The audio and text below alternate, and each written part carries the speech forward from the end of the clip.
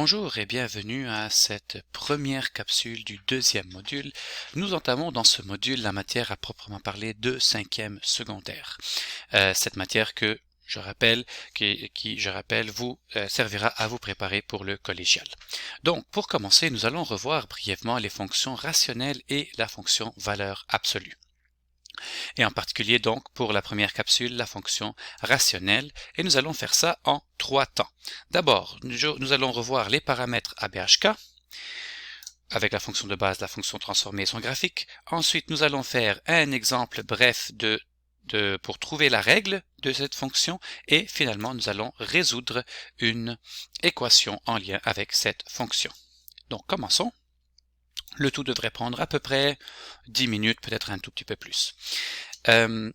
Commençons par la base. Eh bien, en effet, la base, à proprement parler, la fonction de base, eh bien, celle que vous avez vue depuis votre deuxième secondaire, probablement, ou troisième peut-être, c'est 1 sur x. D'accord. Et quand on vient pour transformer cette fonction avec les paramètres a, b, h, k, eh bien, qu'est-ce qu'on obtient?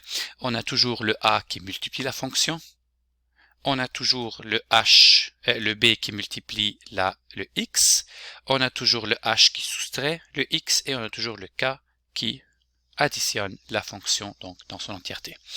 À noter ici, petit fait assez intéressant que nous allons beaucoup utiliser, c'est que le a et le b peuvent être jumelés de telle sorte que nous allons avoir ici un seul paramètre sur x moins h, donc avec un coefficient de 1 pour x plus k. Donc, de manière générale, nous n'avons pas besoin tant que ça de nous préoccuper de ce paramètre-là, le paramètre b. Je rappelle ici simplement que x égale h et y égale k sont les équations des asymptotes verticales dans le cas du x, et asymptote horizontale dans le cas du y. Alors, qu'est-ce que ça veut dire une asymptote? C'est une droite horizontale ou verticale que la courbe n'atteindra absolument jamais. Pour l'instant, nous voyons la fonction de base, et les asymptotes sont simplement les axes des abscisses et des ordonnées. Et nous allons voir maintenant f de x égale 1 sur x, c'est la fonction de base. Et ensuite, en ajoutant le a, le b, le h et le k, nous obtenons la fonction transformée. Le b, nous n'avons pas besoin d'en tenir compte. Le h et le k, comme vous pouvez vous y attendre, donc ne sont que les équations des asymptotes, et ils s'entrecroisent au point hk. Donc, quelque chose de nouveau ici, le point hk ne fait pas partie de la fonction, mais n'est que l'intersection des asymptotes. Alors que la valeur, donc à nouveau h pour aller à gauche et à droite, k pour aller en haut et en bas, mais ne change pas la courbe ou les distances entre la courbe en tant que telle.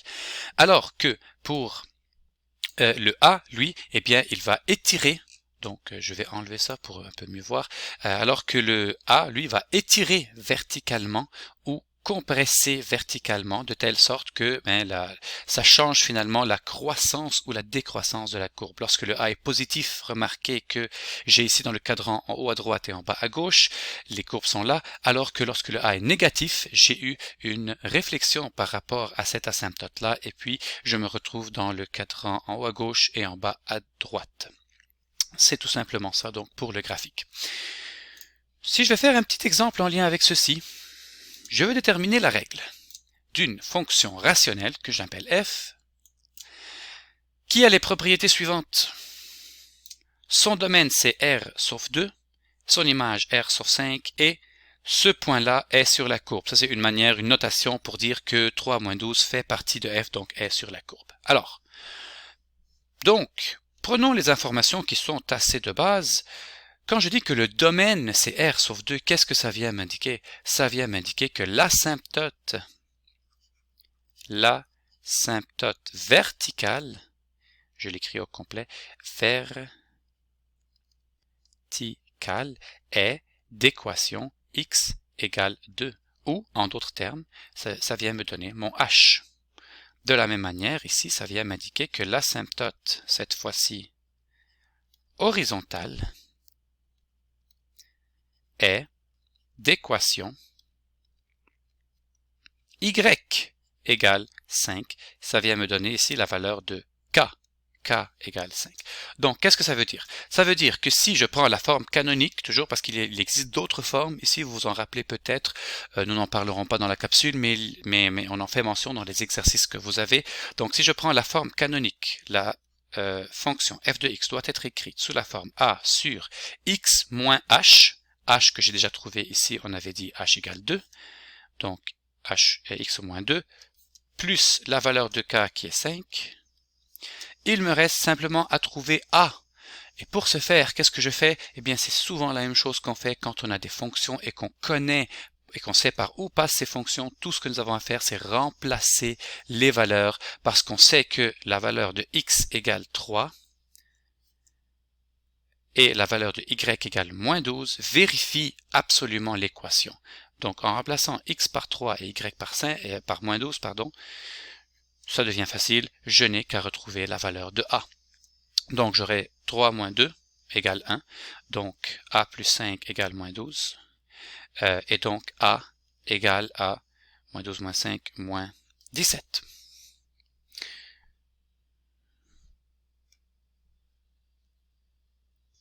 Donc ceci nous donne tout simplement une équation f de x, une fonction dont la règle est moins 17 sur x moins 2 plus 5. C'est simple que ça. Donc ce principe-là de remplacer x et y par des points qu'on sait sur la courbe, c'est quelque chose d'assez uniforme, d'assez universel à faire pour toutes les fonctions. Allons vérifier. Alors on a un a négatif. Qu'est-ce que ça veut dire ça si on a un a négatif? Si je fais un petit tracé très rapide, je sais que mes deux asymptotes sont à 2 verticalement et à 5 horizontalement. Et si j'ai un a négatif, rappelons-le, qu'est-ce que ça veut dire a négatif? Ça veut dire que mes deux courbes sont en haut à gauche et en bas à droite. Comme ceci. Et est-ce que ça a du sens? Eh bien, allons vérifier. Nous savons que ça passe par le point 3, moins 12. Où se trouve le point 3, moins 12? Eh bien, il se trouve là. 3, moins 12, il se trouve là. Donc, ça a beaucoup de sens que ce soit le cas. Allons vérifier. D'ailleurs, faisons une petite vérification rapide. Comment est-ce que je peux vérifier? Eh bien, je peux tout simplement vérifier mentalement en remplaçant mes valeurs de 3 et moins 12. Alors, ici, donc 3 et moins 12. 3, alors je remplace x par 3. 3 moins 2 égale 1. Moins 17 sur 1 égale moins 17. Moins 17 plus 5 égale moins 12. Donc ça fonctionne. Voilà pour le deuxième exemple, donc j'y ai répondu. Finalement, troisième exemple, j'y vais avec une résolution d'équation maintenant, d'équation rationnelle. Donc, alors allons-y. Qu'est-ce que je veux? À nouveau, je veux résoudre pour trouver x. Ici, j'aimerais rappeler une petite chose très importante. Toutes les valeurs, avant même de débuter, toutes les valeurs de x ne sont pas acceptées. Il est très important de noter qu'on a un x-2 au dénominateur, que ce dénominateur ne peut absolument pas être nul car on ne peut pas diviser par 0, donc que x ne peut pas être égal à 2. Nous devons, si nous obtenons x égale 2 à un moment ou à un autre de notre raisonnement, éliminer cette possibilité-là. Bon, en gardant ceci en tête, maintenant, nous pouvons résoudre. Alors, l'idée ici est d'isoler notre fraction, notre expression rationnelle. Donc, je veux avoir moins 7 sur x moins 2 tout seul. Pour ce faire, j'additionne 5. Donc, plus 5, ça me donne 2x moins 1. Ensuite, ce que je veux, c'est me débarrasser du dénominateur qui est ici. Alors, qu'est-ce que je peux faire?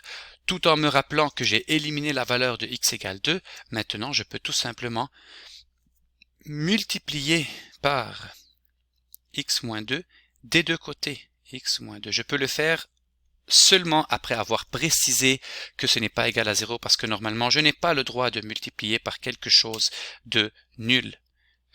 D'un bord et de l'autre de l'équation. Mais ce n'est pas nul car j'ai éliminé la valeur de 2, ce qui me donne moins 7 égale x moins 2 fois 2x moins 1.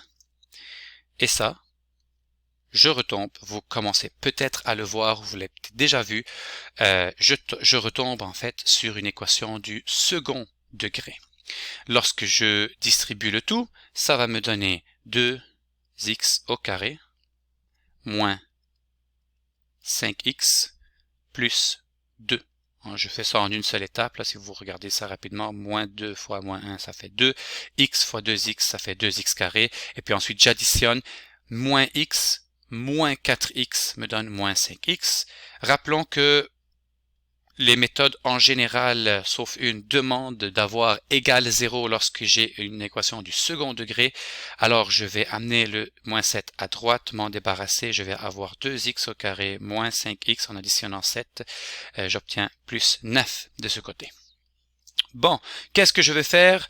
Je vais tout simplement y aller avec je vais essayer de factoriser en fait. Est-ce que vous pensez que je peux factoriser? Est-ce que je peux trouver un nombre, deux nombres, dont le produit est 9 fois 2, 18, et la somme est moins 5?